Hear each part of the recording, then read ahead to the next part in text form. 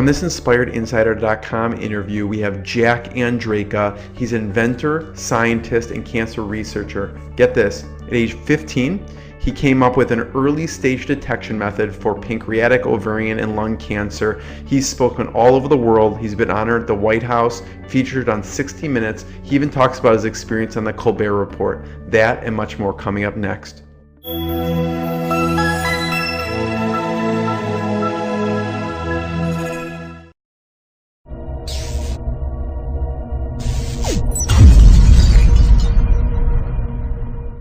Dr. Jeremy Weiss here, founder of InspiredInsider.com, where I talk with inspirational entrepreneurs and leaders and how they overcome big challenges in life and business. I've been looking forward to this one for a long time. We have Jack Andraka. He's an inventor, scientist, and cancer researcher. He mesmerized me with his TED Talk, and he's a recipient of many awards for his revolutionary work in developing a rapid and inexpensive method to detect early stage pancreatic, ovarian, and lung cancer. His test is 168 times faster, 400 times more sensitive, and 26,000 times less expensive than the medical standard. And did I mention he was 15 when he created it? He's been honored at the White House, featured on 60 Minutes, and speaks all over the world. Jack, thank you so much for taking the time. Thanks so much for having me. It's such a pleasure. And I always like to include a fun fact. And a fun fact is sort of related to you, but Jack's mom was on the FBI watch list. What happened with that? So me and my brother actually landed her on that for what we were ordering on Amazon, and we got a letter from the FBI telling us that we were now on their watch list. So now they monitor all of our online activities, which is always a fun thing to do. Do they still, it's just an ever-going thing? Yeah, I think we stay on it for quite a long time. Wow. So hopefully my presentation on Ebola to my AP Environmental Science class did not have some red buttons. That's good. A lot of people, Jack, go through tough times. They have a lot of things standing in their way, personal issues, money, health. And the question is, how do we overcome what seems to be insurmountable? In your case, a 15-year-old coming up with a revolutionary cancer test. What do you think accounts for your can-do attitude with how your parents raised you?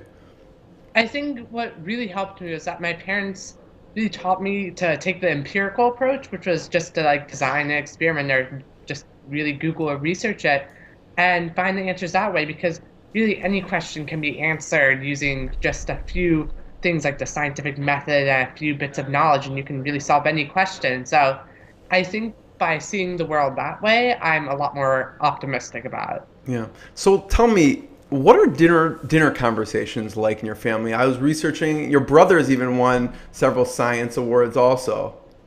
So we don't talk about football at all. Instead, we talk science, and so we talk about recent projects or how our research is going. So it's really great, and it forms a really intellectual atmosphere that really it really promotes me and my brother to do scientific innovation, and I really like how supportive it is. So what is there a recent dinner conversation that's been interesting with debating science? Typically we don't debate very much. I mean, we might debate every now and then. I think maybe a few days ago where I was talking about, well, actually I can't tell too in detail. I was talking about this new idea for a biosensor for my Qualcomm tricorder prize, and my brother was talking about all of his cool experiments with lasers and stuff. He's way into the physics chemistry side. My mom and dad were putting in input, so that was a pretty exciting one. Fortunately, I can't give too much about it just because of all the patent stuff. Got it. So what experiments did you do early on with your brother? So early on, I mean, we did the classic Coke and Mentos, of course, or what shape is strongest, and for example, we would take a footprint and see how large a dinosaur would be. All these really basic rudimentary ones that kind of promote the basic principles of STEM and scientific experimentation, but kind of disguise them behind fun visual experiments. Anything that got you in trouble with your parents? I don't remember any particularly. Smoke and fire involved? I'm sure my parents remember some. I mean, we have gotten in trouble with a few of our latest ones with E. coli and cholera and uranium, so always fun for those to come up. So tell me, for people who don't know, what inspired the beginning of this groundbreaking journey? So I actually became interested in pancreatic cancer because a close family friend passed from the disease when I was 13. And then I found that really there's no way for detecting pancreatic cancer currently. There's no screening test for the general populace. And so then I decided to set out and try and solve this. And so that was kind of how I got inspired to do it. Yeah. With that family friend that you saw go through it, what was that struck you so much about what was going on with him?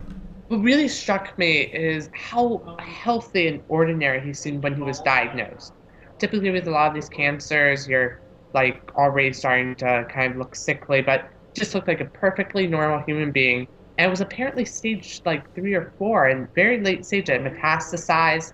And within the short span of 3 to 6 months, he went from a really healthy human being to a living human skeleton. And it was really hard on the entire family to just watch how quickly the disease claimed his life. And so that's really what drove me to help make a difference here. Yeah, I mean, obviously, with your test, it's very inexpensive, but the current test is very expensive. What made them even test him in the first place? Was he having certain symptoms?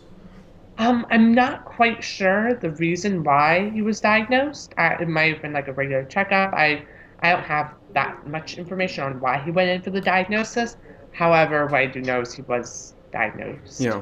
So what were some of the big roadblocks that you overcame with your journey to, come up with this, with the research? So, first off, I had never had any previous serious lab experience. Typically, I was doing projects in the basement, and so, but they were very serious ones. So, for example, I compared the ecotoxicity of different bulk and nanoparticles on different aquatic species, or create different biosensors for environmental contaminants, but nothing in a serious like lab setting. And so that was my first problem. But also, I was 14 when I applied to get into a lab, and I applied to 200 different labs at Johns Hopkins and the National Institutes of Health. And that actually took me about, like, I think a year of researching to get to that point, simply because this was medical diagnostics. I had no clue what I was doing. I had to learn all of the background information. So that was quite a hurdle, just me not knowing anything. But getting into a lab, I applied to those 200 labs. I actually got 199 rejections, ranging from you're just too young. I mean, that's considered child labor, apparently, if you pay a 16 or a 14-year-old to do research. Also, for example, they're like, I just don't have the time to train you. My lab's already full. And a whole range of, and then some people would just be like, well, no, this idea is stupid. So getting into a lab was difficult. Finally, Dr. Innerbon, my HR at Johns Hopkins University, accepted me into his lab and I began work there. And I realized how inadequate I was at lab testing. I mean, first day, I blew up or I sneezed in my cells. And I got quite surprised next morning when there was like tentacles growing out of my cell flask. I kind of just hid that away. And I also blew up my cells in the centrifuge. I cooked them in the incubator. My cells, it was not good to be one of my cells. You died in very horrific ways. However, eventually, I finally got into this one procedure called the Western blot that took the vast majority of my entire research and never again. That I hate Western blot now. So many nights I slept over at the lab because of that awful procedure. And then finally I ended up with one small paper sensor, and even now I'm facing hurdles like getting it to the market. It's going to be at least 5 to 10 years because I want to make sure people know this was a very preliminary study and that there's so much more work to be done. So is that typical for a test for take 5 to 10 extra years? Definitely. I mean, that's if you're lucky. So it's going to be a very long time before we see this on the market, but when it is on the market, it'll be fully developed and really be able to make a difference, hopefully. Yeah, because that seems like a long time. Because every time I tell people about you, they go, "Well, can I get it? Can I get this test?" And they're like, Yeah. and I've heard you say it takes 5 to 10 years. They're like, "What? That's a really long time."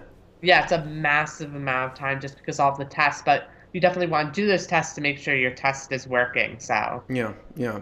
And so tell me like when you were sending out those letters to 200, you got 199 rejections. What kept you from giving up on this, or someone telling you that I don't like that idea? what really kept me going was 100 people die of pancreatic cancer every single day. And so I would go into the lab, I'd think, how am I going to help save 100 lives today? Then also my lab mentors, Dr.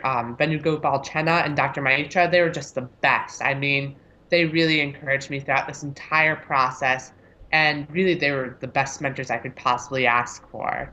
What do you think it was about you that they saw? Because obviously the other 199 was like, we can't do this. What was it about their lab that, what did they see in you?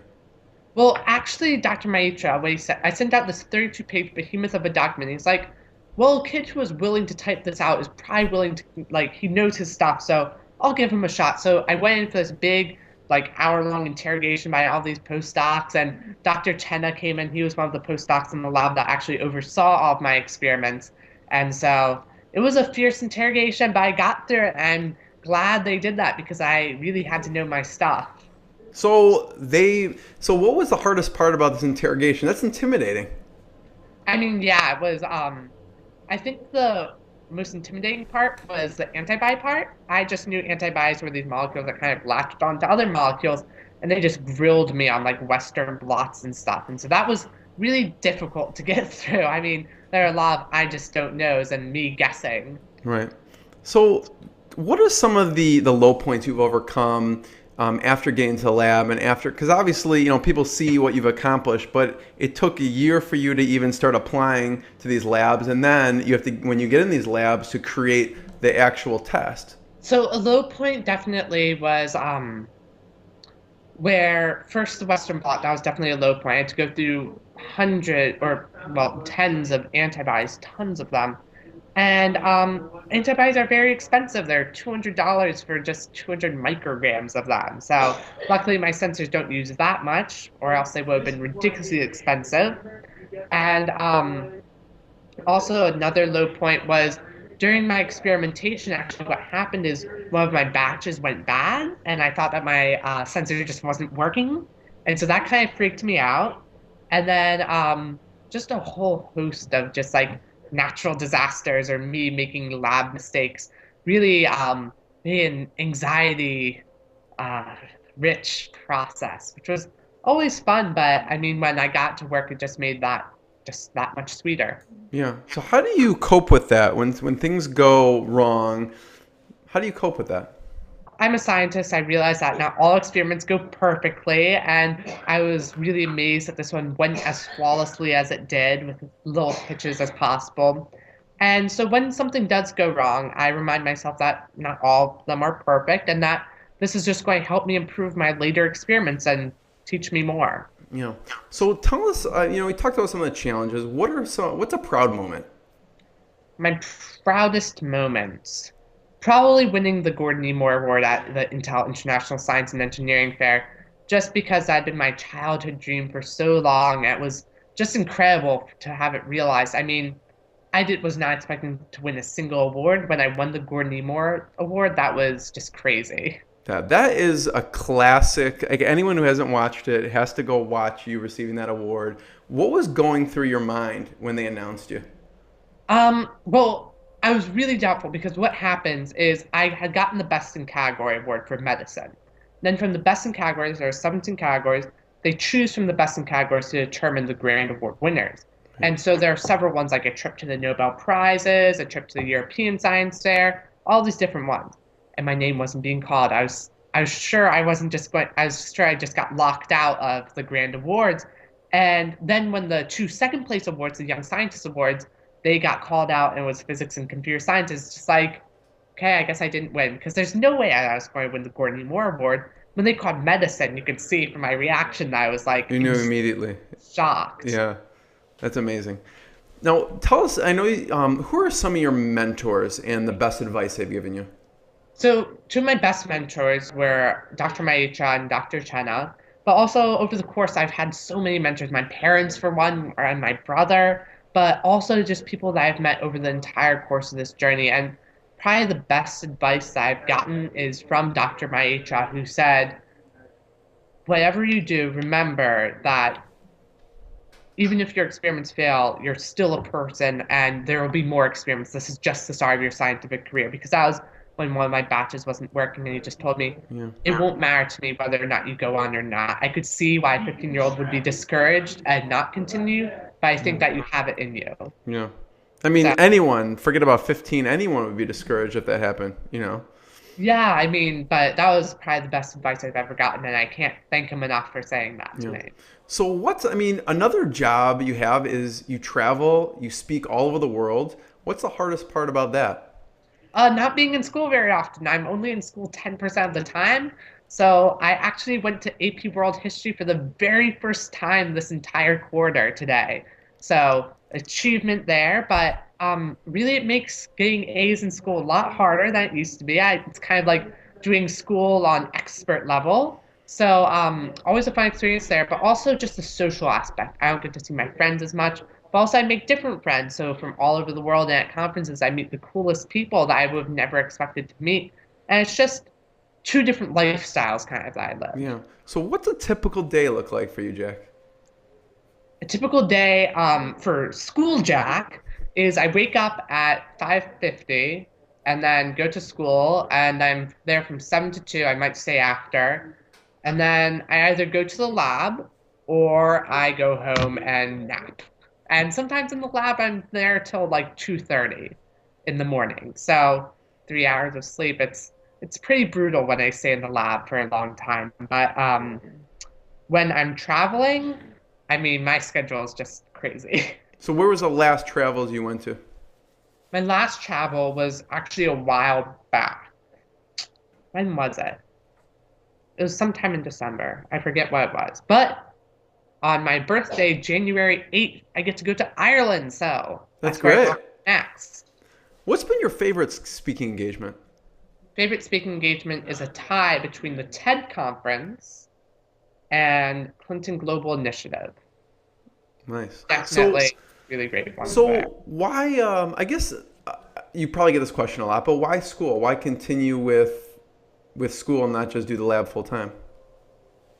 Just because I really want to remain a normal kid. I mean, I don't want to be that like 14-year-old in college. I mean, that just doesn't, it just seems like you'd be lacking the entire like social experience because I might be developed really highly as an academic and intellectual, but Hmm. socially I'm so immature. So I think that I have a lot of maturing to do, and that's what college is for. And also, I'm just around a bunch of really brilliant kids also, and so that's pretty awesome. So you're so any colleges that you're looking at specifically?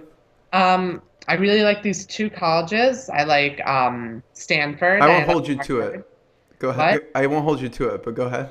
I like Stanford and Harvard. I mean, Hmm. both of those are really first tier schools. Are amazing, and I just really can't make up my mind between what college. I mean, it seems to change weekly, so who knows where I'm going to go. I want to hear, obviously huge professional milestones for you. Tell me a personal milestone. I know you went to the White House. What was that like? Oh, the White House was very nice. I mean, it was like, this is the White House. Holy crap. And then Obama's hands are very soft. I don't know what hand lotion he uses, but it makes his hands extremely soft. And then they're just amazingly nice. Him and Michelle Obama, they're Yeah. amazing. What did you So do when you were there? um we ate really good food. The food was good. And I went to the State of the Union. That was awesome. I mean, it was like much more interactive and interesting than watching it on TV because you get to like applaud and it's so fun. If you did that at home, people just look at you. Also, I went there for the White House Science Fair. That was really fun. I took a selfie with Bill Nye, the Science Guy. That was pretty neat. And also for Champions of Change, I got to meet like incredible people. And yeah, just really incredible experiences at the White House. So, what about the Colbert Report? You were also on there. What was that like? Colbert Report. So the Colbert Report, you have to understand, is probably one of my most favorite shows. I watched it religiously, and to be on there was absolutely flabbergasting. I mean, I couldn't believe I was going on the Colbert Report. It was just like, what? When he walked into the room, I'm just like, that's Stephen Colbert. Holy crap! I'm shaking his hand. This is so weird. And then we like did a double thumbs up at each other, so it was pretty awesome. How do you prepare for something like that? I don't at all. So it's just kind of a second nature, or yeah, second nature now. And so it just kind of comes to me. I have like these few lines I always use. So What it's are just, they? but oh, I'm not going to I'm not going to disclose my media secrets, of course. But I just really go with the flow. I think that's a lot more natural and more me than just regurgitating stuff. Right. So what is your advice for aspiring leaders and innovators? What do you tell them? My advice is just first, I'll give the cliche, never give up, but also always believe in your ideas because you're going to be the strongest advocate for them. And if you don't believe in them, then who will? And also, kids can do great stuff too, so don't ignore them. And kids, don't let yourself be ignored. Who are some of your colleagues that you've seen, other, kids who are doing really inspirational research? So in terms of scientific research, I mean, there's just so many. I mean, my friend Kathy Wong, she was an Intel SDS science and one of my best friends from the Intel competition. She does this whole mobile health stuff, and it's just amazing the strides that she's doing such that everyone can have access to healthcare. And so me and her are actually working on the tricorder XPrize. And then also, I would say Brittany Wanger, she did some really amazing work with breast cancer detection, and Taylor Wilson, he's done some amazing work with radiation. In terms of other young people doing amazing things, I would say Eric Martin, he's working really hard on education reform, and that's really cool. Also, Nick Hill-Goyal. So it's kind of this community of really bright, smart people. Yeah, that's amazing. I don't know also, Jack, you're an inspiration to LGBT youth to get involved in, science, technology, engineering, math. Have you received any fan mail on people you've inspired? Yes, I have. So first, let me kind of set the scene. So it was really depressing because what happened is I was awarded the Out 100 thing. So I got to be in this Out 100, which is like the top 100 LGBT people. And I was like super excited. So I go through the past list and I just keep going, like 5, 10 years. And what was really depressing is I barely found even I think I only saw one other scientist, and that was a statistician. Really? So I don't really count statisticians as scientists very much, but I'll leave that debate for other conversations. But yeah, just realizing the disparity that there is in terms of LGBT people in science, I really want to improve that such that more kids get interested in it. I have gotten a lot of fan mail, and it's really cool that I've been able to help people either come out or get into science. Yeah. Any story that sticks out to you? I mean, they're all just really amazing. I got one from a kid in Idaho, and he told me he wasn't into science. However, he was into performing arts, and I actually helped him come out to his parents, and also he started doing some scientific experiments. So that was pretty neat. What advice do you give him when he asks you?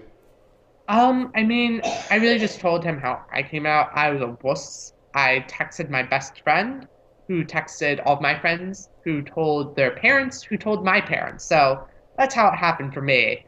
And so I just told him just go with it. Afterwards, it's like a huge relief. How hard was sending that text message for you?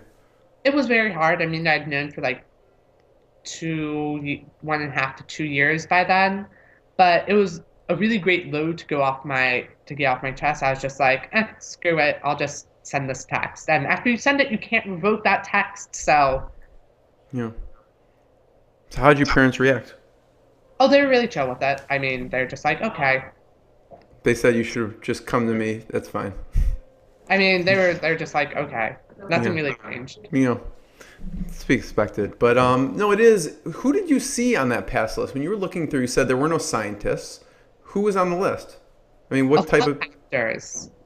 A lot of actors. I see. Just endless actors. Got it. And a few political advocates. And maybe a few legal stuff, like DOMA and stuff like that. Mm-hmm. Other than that, it was pretty sparse pickings. Yeah. So hopefully you'll inspire some of those, right? I suppose actors and actresses, they are naturally thrown into the limelight and so are much easier to give awards to than scientists who typically aren't as highlighted in pop culture. So I have one last question for you, Jack. But before we end, I wanted you just to tell us a little bit about what you're working on now, what you're most excited about. Yeah, so I'm working on the Tricorder XPrize for $10 million. It's sponsored by the Qualcomm Foundation. It's an international competition that essentially says make a team and form a device the size of a smartphone that can detect any disease instantaneously. There are 300 teams. Mine is the only one that has a team of all teenagers, and we're going for it. So it's really exciting, and we'll see what happens. That's awesome. So how often do you meet? How much time do you spend on We it? actually don't meet. We Skype a lot. I A lot of gotcha. Google Hangouts and then a lot of mailing. So So do you work on things independently or? yeah, we all work on different parts of the project independently. So one person, for example, is working on the code, another is working on the app. So it's really fun though. Yeah, that was my next question, which is about the XPrize team and what you are personally working on with that. So I can't tell too much about what I'm working on. I'm working on this new biosensor. It's really exciting. Other than that, I can't go too It's much. top Sorry. secret. No worries. It's top secret. I understand. Yeah. And anyone else that you follow, whether science, people you've research you've come across that you tell people you need to go follow these people and see what they're doing. I mean, of course, I am a huge fan of Elon Musk. He is awesome. Also, Eric Topol, he's really great, and I love his work. And then, of course, there's always the greats like Mary Curie and Albert Einstein, of Yeah. course. Well, Jack, I really appreciate your time. I know you're a busy man with from school to the lab. So, thank you so much and have a wonderful trip to Ireland. Thank you. Have a good day. Bye.